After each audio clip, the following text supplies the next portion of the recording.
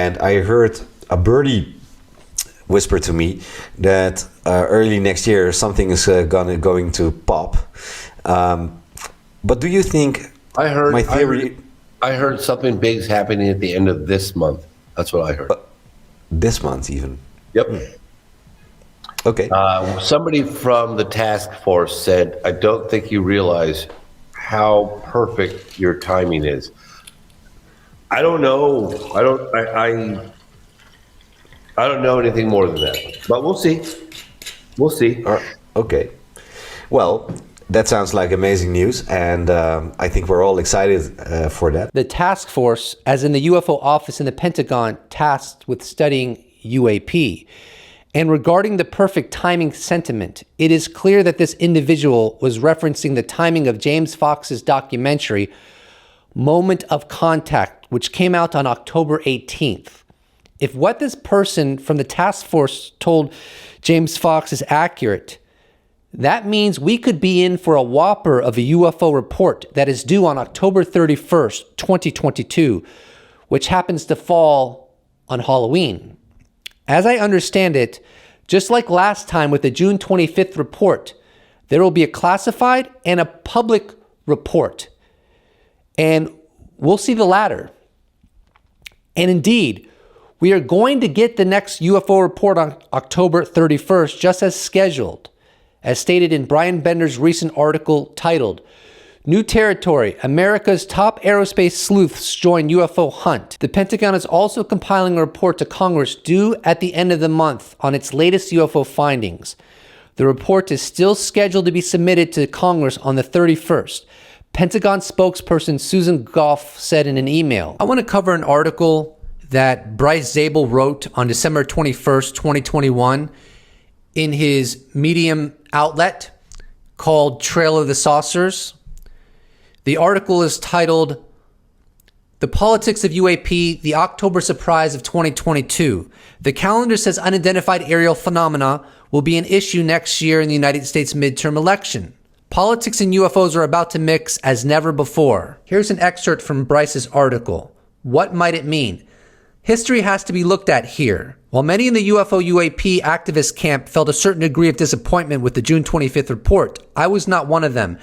Rather than seeing it as a nothing burger, as some called it, I saw it as a potent inflection point for preparing the American public and the world at large for what is to come, which may be this 2022 report and the changes it ushers in.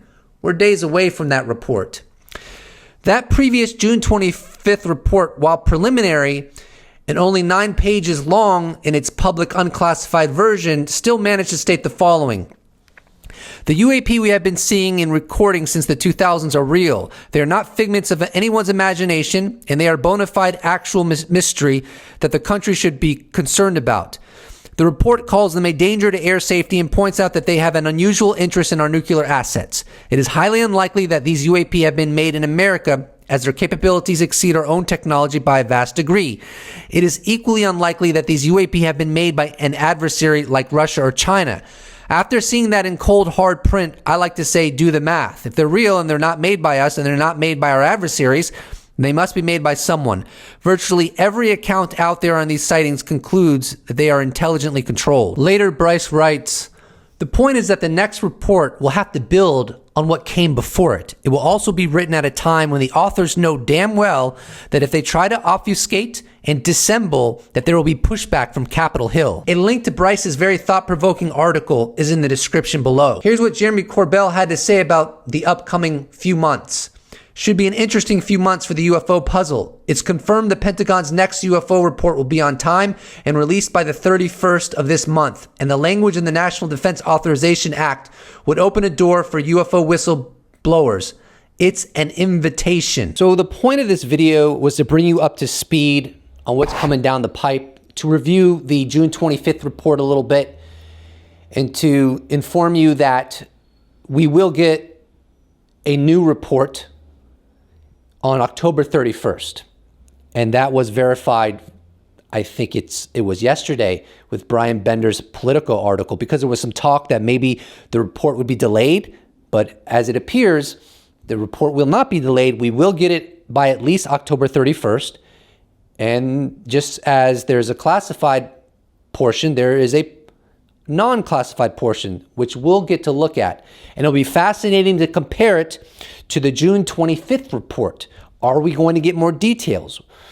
Are we going to learn more about UAP and the true nature of UAP? Is this truly anomalous technology? Or alternatively, is it merely drones that we can easily explain? What direction is this new report going to go in? Should be fascinating to see. Why am I wearing this hat?